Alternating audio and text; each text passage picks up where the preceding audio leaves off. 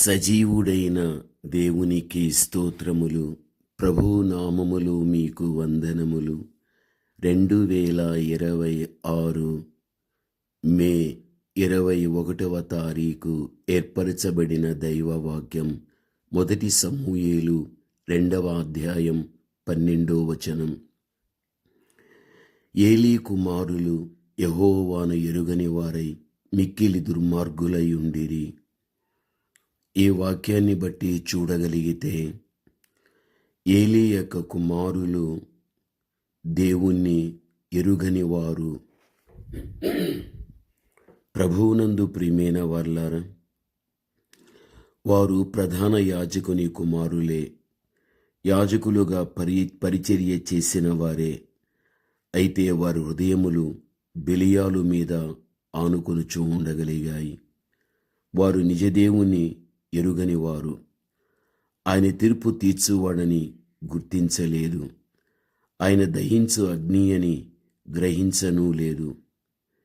వెలుగు నీయని దీపస్తంభమును తీసివేయువాడని వారికి తెలియదు. ఈ రోజున దేవుని యొక్క బిడలగా మనము గ్రహించవలసినది, దేవుని ఎరుగు నిమిత్తం పరిశుద్ధులుగా ఎక్కువగా ప్రయాసపడిరి. ఉపవాసముండి దేవుని గ్రంథాన్ని చదివిరి. దేవుని బిడలతో ఎక్కువ సహవాసం చేశారు. పరిశుద్ధ దేవుని గుర్చిన జ్ఞానం ఎంతో అవసరమని దేవుని యొక్క సన్నిధిలో గడపగలిగిరి.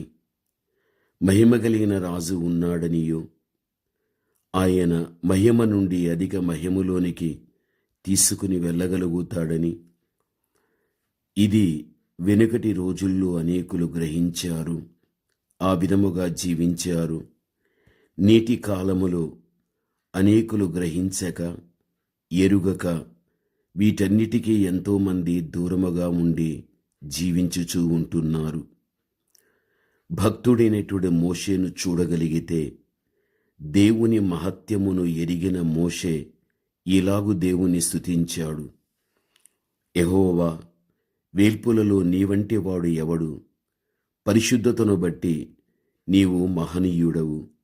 స్తుతికీర్తనల బట్టి నీవు పూజ్యుడవు. అద్భుతములు చేయువాడవు.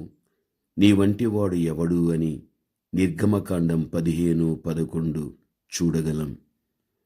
మోషే దేవుణ్ణి ఎరిగిన వ్యక్తి. యెషయాను గురించి ఆలోచిస్తే, యెషయా ప్రభువును ఎరిగినవాడై ఉండగలిగాడు.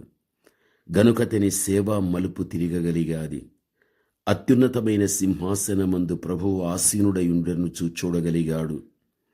అప్పటి నుండి అతడు శక్తియు మహిమగల ప్రవక్త కాగలిగాడు. అది యెషయా 6:1 ఆ మీదట మీరు చదువుకొనండి.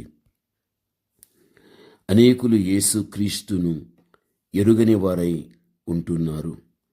ఆ రోజున యూదా ఇస్కరియోతు యేసుని ఒకవేళ ఎరిగి ఉంటే ఆయనను అప్పగించేవాడు కాదు. యూదులు క్రీస్తును గుర్తెరిగి ఉంటే పిలాతు చేతిలోనికి అప్పగించేవారు కాదు. ప్రధాన యాజకులను, పరిసయ్యులను యేసుని ఎరిగి ఉంటే సిలువ వేయము, సిలువ వేయము అనే కేకలు వేయించేవారు కాదు. అది లోకాధికారులలో ఎవనికి తెలియదు. అది వారికి తెలిసి ఉండిన ఎడల మహిమ స్వరూపియగు ప్రభువును సిలువ వేయకయుందురు అని 1 కొరింథీ 2:8 మనము చూడగలం. యేసుక్రీస్తు మహిమ స్వరూపియగు ప్రభువు. ఆయన మహిమగల దేవుడు, ఆయన మహిమగల రాజు, ఆయన మహిమ స్వరూపమైన ఆత్మ. ఆయనను ఎరిగిన వారైతే మీరు మహిమను కోల్పోరు. ప్రభువునందు ప్రియమైన వారలారా, ఆయన మహిమ ఎల్లప్పుడూ కూడా మనతో ఉండాలి అంటే ఆయనను మనము ఎరిగిన వారుగా ఉండాలి. ఆయన ఎవరో తెలియదు అన్నటువంటి పేతురు లాంటి మనస్సు ఉండకూడదు.